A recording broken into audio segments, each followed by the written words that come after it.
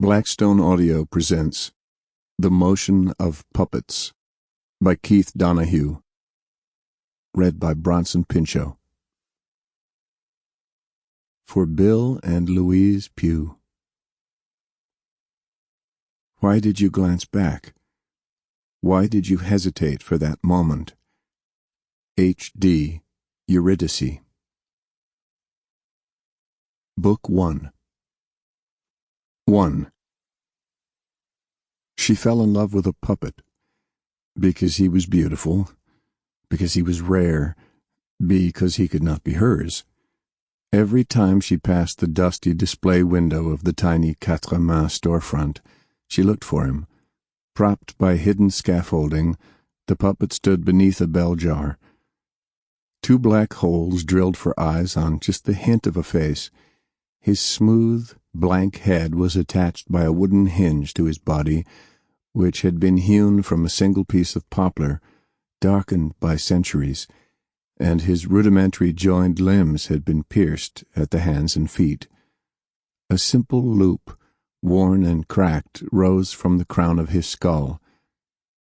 No strings had been threaded through those holes in ages, but he was clearly a primitive marionette carved by an aboriginal Inuit craftsman long ago, the wood now riven by cracks that had opened along the grain. A thin scar ringed his chest, as though once, long ago, someone had been interrupted in cutting him in two.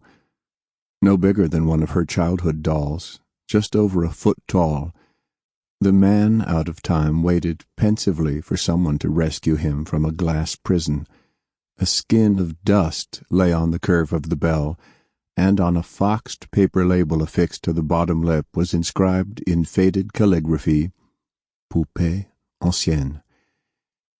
He was the lord of all the other toys in the window, all now familiar as old friends to Kay. 6 dolls flanked the man in the jar, 3 on each side. Brightly painted with frozen smiles and rouged cheeks, their bisque faces shone in the sunshine, and they stared straight ahead, focused on the same eternal spot. They had not been played with for nearly a century, artifacts of the Victorian and Edwardian eras, with thick brocaded gowns and traveling suits, fine nests of hair piled upon their heads. 2 of them brandished folded parasols, the tips as sharp as spears. A brown bear in a tatted red fez and a vest embroidered in gold filigree balanced on an iron velocipede. Sample complete. Ready to continue?